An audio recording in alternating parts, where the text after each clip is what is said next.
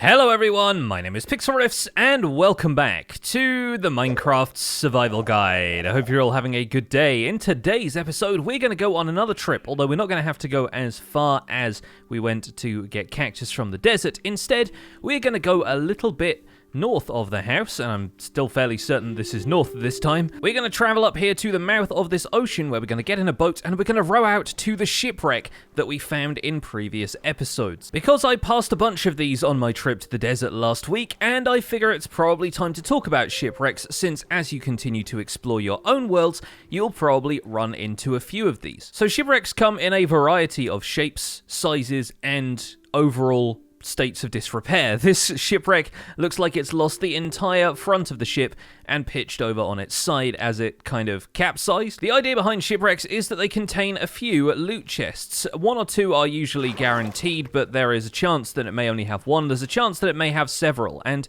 there are different locations on each shipwreck where you can find them. As we dip below the surface of the water, we'll be able to swim through here, and with Aqua Affinity, we can actually break out the blocks a little easier. We can open this chest here, and we'll find that we already raided it in a previous episode. Okay, my mistake. I forgot that we'd got the emerald out of that. That's where we got our emerald for the first time. But going down here into the top of this sort of porthole section here, or swimming down and underneath this log, will get you to this chest. And this chest has something very special amongst the feathers and loose paper. It has a buried treasure map. Now we're going to swim out, because otherwise I'm going to drown inside of the shipwreck, and this is really what we came here for. I wanted to talk to you about buried treasure and shipwreck loot, because there is a chance that this buried treasure map could lead us to untold riches.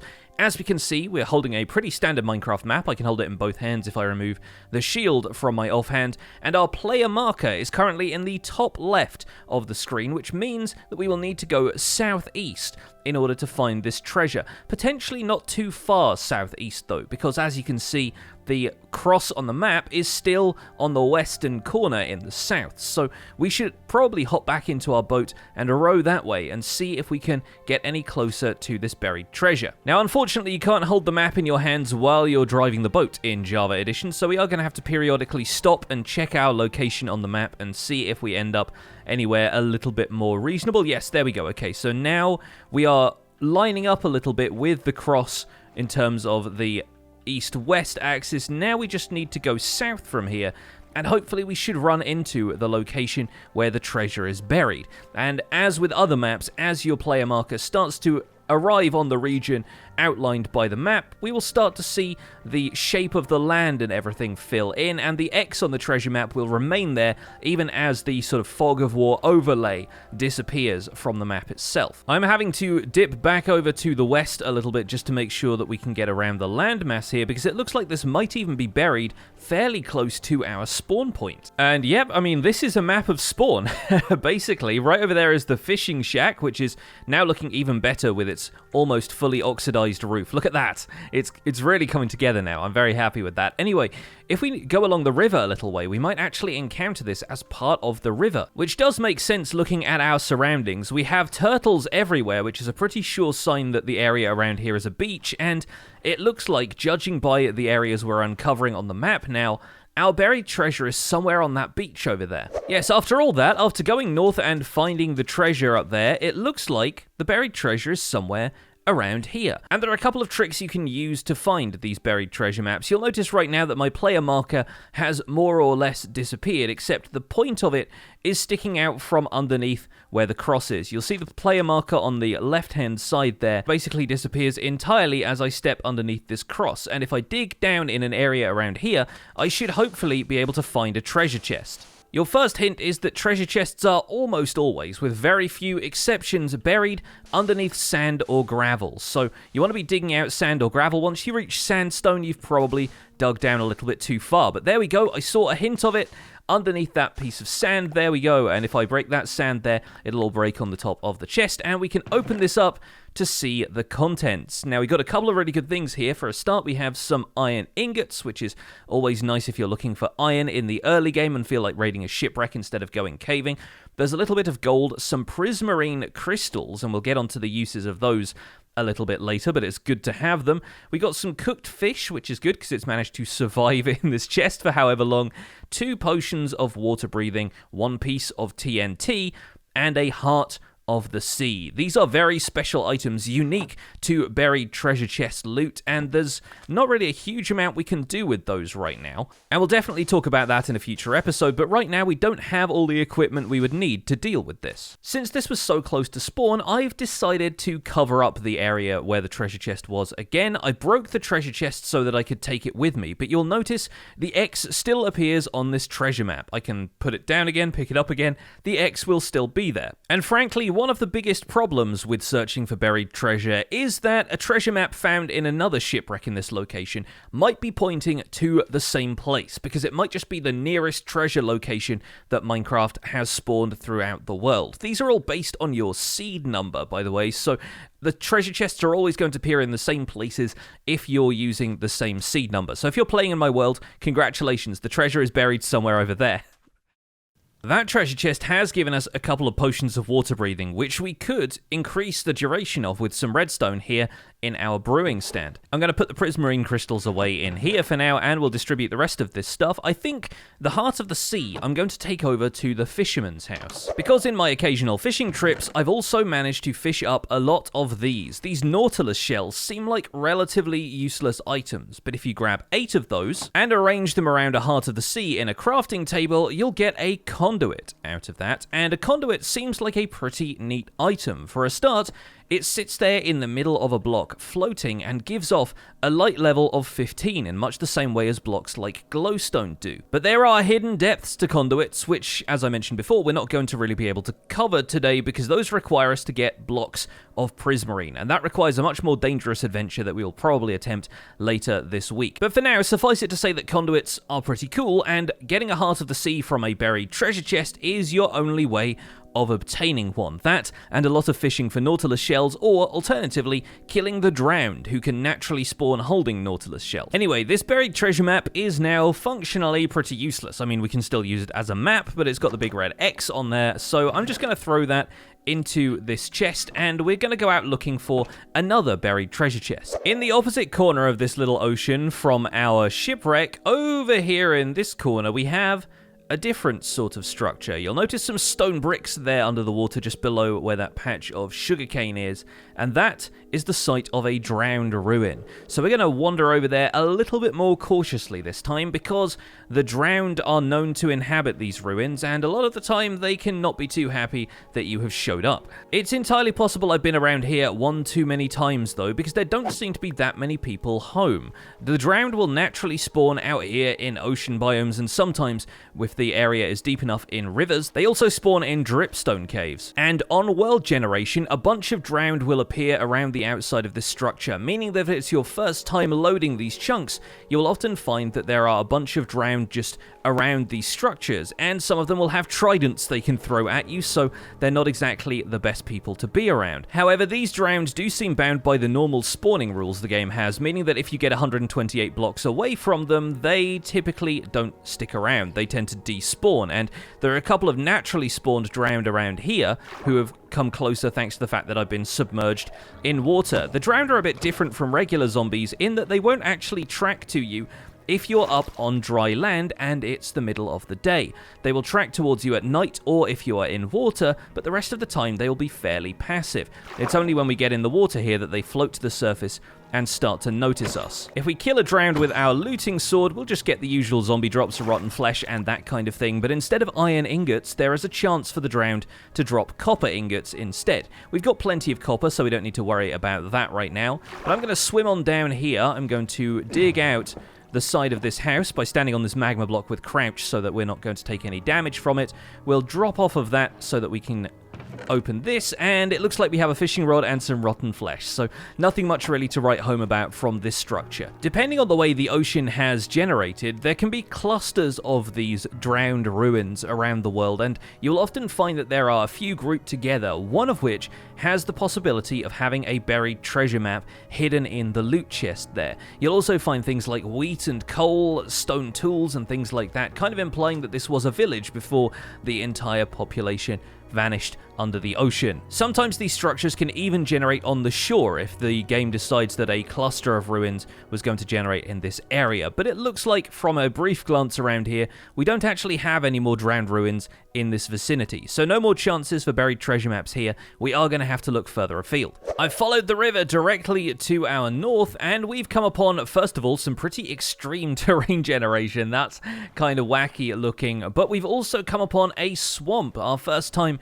traveling through a swamp in this world. And swamps are the location of some of the flowers that I was talking about. We can see a few on the shoreline over there. If we take a quick look through the spyglass, those are blue orchids, the flowers which will naturally give you light blue and which are only typically found in swamp biomes. Swamps are also the location of one of Minecraft's generated structures, the witch hut, which I've alluded to in the previous episodes when we were talking about witches. I don't see one right around here, but there might be one hiding amongst the trees. I can see a ruined portal over there, but that's the only real sign of a structure in this area. There might be a witch hut somewhere around that I'm just not seeing, but they're not guaranteed to appear in every single swamp, so it might be that this swamp just doesn't have one. And there's nothing super remarkable about the appearance of a witch hut, and when you find one, you might find that a witch has spawned in there that you might need to kill, or alternatively you can just give these things a wide berth and avoid them. But if we did find a witch hut, there's a chance we might return to it in future, because it's actually possible to create a witch farm using a witch hut, since they will respawn there if the spawning conditions are correct. So we might have a chance of turning a witch hut into a farm in future, and witches' drops are many and diverse, so we might be able to find some uses for them in future. For now though, I'm just going to raid this ruined portal, which, has some golden carrots and a golden apple. Very nice. I'll also take the obsidian, and the other bits and pieces can just be left in here for the moment. Might go and get that gold block from up there as well, and a second gold block from down here in the magma, although I'll take out some of the netherrack blocks just to make sure there isn't a block of lava hiding underneath waiting to destroy the gold block. There we go, 2 gold blocks, perfect. Probably going to put those in the ender chest for later. Aside from that, swamps are good sources of lily pads, which we'd otherwise only be able to get from fishing, and there's also a pretty decent amount of clay around here, although it won't really match what you'll find in a lush cave, so chances are if you want clay, you're probably going to a lush cave for it. Good to know that they're here in the swamps nonetheless. Swamps also border on oceans quite a lot though, and so with this swamp out of the way, we can return to the oceans and look for another buried treasure. Now there are a bunch of different ocean biomes, and you'll find that in some of them you find schools of cod swimming around, in some you'll find groups of salmon, and you'll also find tropical fish in the warmer oceans like the coral reef that was near the desert we visited in the previous episode. But I'm going to kill a few of these cod because I've just spotted a dolphin. And dolphins are interesting animals. They can be used for a variety of things, and if you have a lead on them, you can actually attach a lead to them, swim alongside them, and swim at pretty spectacular speeds, especially when you have Depth Strider 3 on your boots. But in this case, I'm going to hop down to see this dolphin, and I'm going to see if I can feed it some cod. Because if you right-click on a dolphin with some cod in your hand, you will feed the dolphin the cod, and the dolphin will speed off in search of the nearest treasure chest. And it looks like that dolphin has led us to the location of another drowned ruin. And while this one is covered in kelp, it seems substantially larger than the other drowned ruins we have encountered and is full of the drowned. So we clearly haven't been to this one yet. There's also a quaint little plains village nearby, which is kind of cool. Let's visit that after this, but for now, we can kill a few of these drowned so that we can safely explore the ruin. And as you can see, one of the drowned here is holding a nautilus shell. I'm going to kill him, and he'll actually drop the nautilus shell like another mob that drops equipment. So kind of useful to know that these drowned with nautilus shells can be another source of the nautilus shells if you haven't gotten any from fishing. So these ocean ruins can be in various states of disrepair. This section over here, this little outcropping of mossy cobblestone and mossy stone brick, is technically one of the ocean ruins in this area. So if we dig around in the blocks of this structure, we might actually find a buried treasure chest hidden underneath one of these pillars or under the surrounding gravel. There we go, there is one right there, and of course I've still got my fortune shovel on me, so all of the gravel around here is turning into flint. Let's see what this treasure chest holds. It's got a few coal and another fishing rod, which has Luck of the Sea 2 on it. There's only going to be a relatively basic enchantment. It's very rare that you find a decent fishing rod from one of these, but if you're looking for a fishing rod to combine, then it could be a good place to start. Let's swim down into this one, which has a treasure chest in the corner here, and there's a golden apple in this one, along with a little bit of wheat and gold. Well, that's good to know. We'll swipe that one nice and quickly. Next house, hopefully we'll have another buried treasure chest in here. I think, yep, it's going to be under this corner, and we've got an emerald. Okay, not too shabby. Some of these ruins even have little mosaics made of glazed terracotta just inside them, which kind of implies that the drowned were once a slightly more sophisticated civilization than the gurgling zombies that they now are. Still, it looks like there's only one more building left in this little group here, and it's got a treasure chest inside on a wooden floor, so let's check that out. Another emerald and a little bit more coal, but sadly, we don't have a buried treasure chest from this set. We've got a mending fishing rod, though, which is not terrible. So while the dolphin was successful in leading us to an underwater structure that could have had a buried treasure map, unfortunately, this one didn't. But that's okay, we can go looking around this ocean for a few more shipwrecks, and in the distance over here, I've spotted another structure that we should probably talk about now, once I've been able to craft myself a boat, because I think I left my other one behind. Let's chuck out a few of these blocks from the ruins. I don't think we'll need to keep too many of those. We could also even put some in the ender chest if we want to. So out in this direction, I've just noticed some glowing lights under the water, and an arch made out of these turquoise-looking blocks. Those are prismarine bricks, indicating that over here is an ocean monument. Now, we're not going to tackle this today because we need some slightly different equipment, but when we do, we'll be going back there in order to slay 3 of the Elder Guardians that live inside these underwater structures, and to claim it as our own so that we can harvest a little bit of prismarine from around there, because that is the block that is required to activate a conduit like the one we crafted earlier. Unfortunately, if you come within range of these monuments, you will get a mining fatigue status effect, which prevents you from mining any blocks, which means you have to explore these ruins on your own. But if you're just sailing past, you want to steer clear of these monuments just in case you end up getting mining fatigue, and you'd have to dispel it with a bucket of milk or something like that, because it will last for about 5 minutes. So we're going to be careful of the larger ocean ruins, but I just spotted another smaller ocean ruin on the horizon down here, and that looks like a sandstone structure. So we'll go and check that out. We'll see if that has another... Oh, and it looks like they might actually be kind of close to another ocean monument. Alright, so we'll have to be a little bit careful about how we play this, but it should be far enough away. This does look like another drowned ruin, though. We should hopefully have a couple of treasure chests around here, and there's a shipwreck right over there as well. So that's our failsafe in case this one doesn't have a treasure map. Now down here, the reason this is glowing is that we actually have an opportunity to get some free sea lanterns. We need to silk touch these, since breaking them with fortune will just break them down into the prismarine crystals, but these sea lanterns are a really, really nice light source. They're normally only found in ocean monuments like the ones that those guardians were protecting, but I can potentially grab a couple from here, and those are some nice free lighting blocks. Now let's see if this chest here has a buried treasure map in it, and it does. Fantastic. Okay, well, let's resurface. Let's go and find the location of this treasure map, and we'll come back around to the shipwreck to see if that has a map to a different location. Let's get away from the drowned ruin and get our bearings here. Which way are we traveling? We need to be going north and west, so I think that's more or less in this direction, and we might need to sleep for the night soon, but let's head over this way and see what we find. Well, one of the things I found is another drowned ruin. The sun is also going down a little bit, but I'll show you a quick trick in case you can't find any land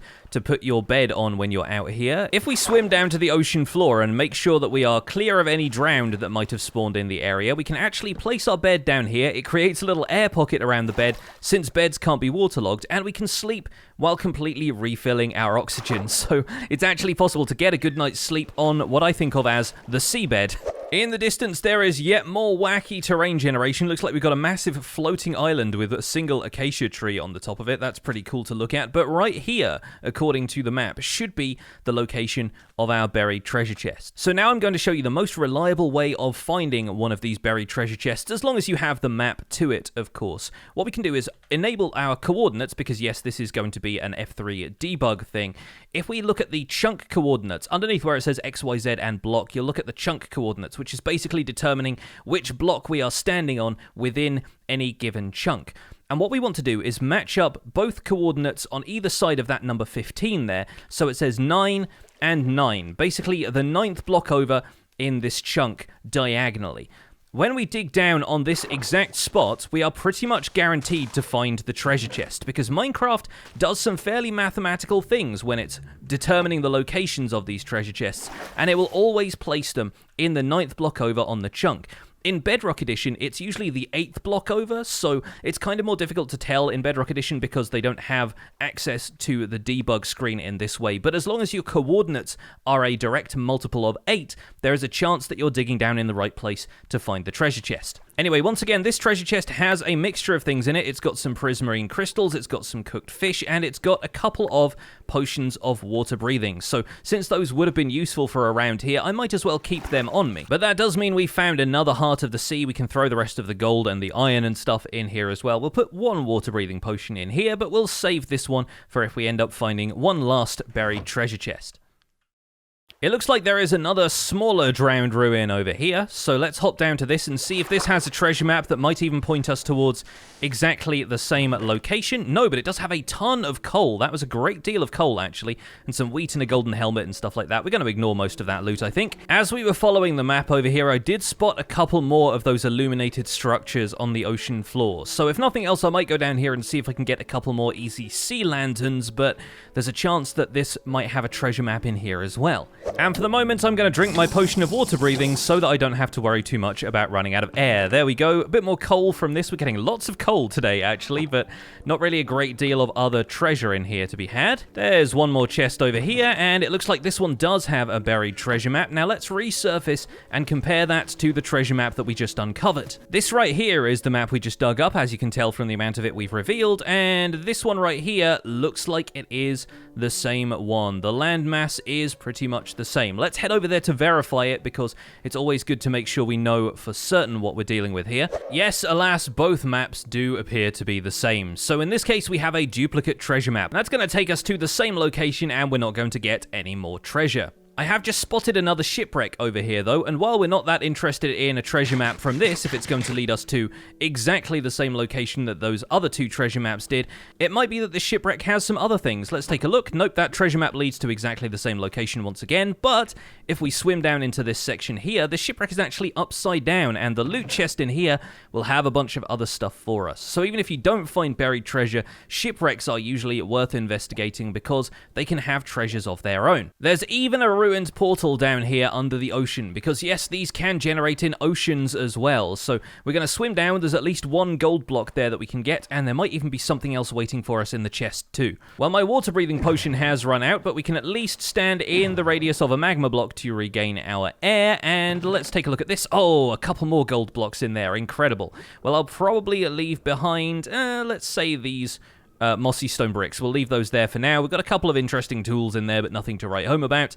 That should be fine. Let's get back up to the surface. So despite not having had any in any of the treasure chests we explored, it is also possible to get hold of diamonds from both shipwrecks and buried treasure chests. So if you're looking around in the early game and you're looking for some easy loot, shipwrecks are often a good place to try. As long as nobody else in your world has looted them beforehand, there is every possibility that you'll be able to get hold of some easy diamonds, or at the very least, an easy way to gear up with iron without going caving first. If you're more interested in exploration than you are in caving, that can be a really good option for you, and you'll also find a couple of other neat things along the way, like the ruined nether portals where we've been getting this gold and some of the golden apples. There is even a chance for an enchanted golden apple in some of those as well. But the hearts of the sea are the main reason to go looking for shipwrecks, because those conduits that we mentioned earlier can be an incredibly powerful way of helping us breathe underwater, even build underwater, and mine underwater, all of which we'll explore later in the series. For now, though, I hope you've enjoyed this introduction to shipwrecks. That's where we're going to leave it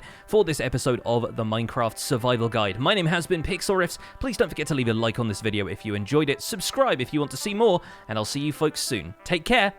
Bye for now.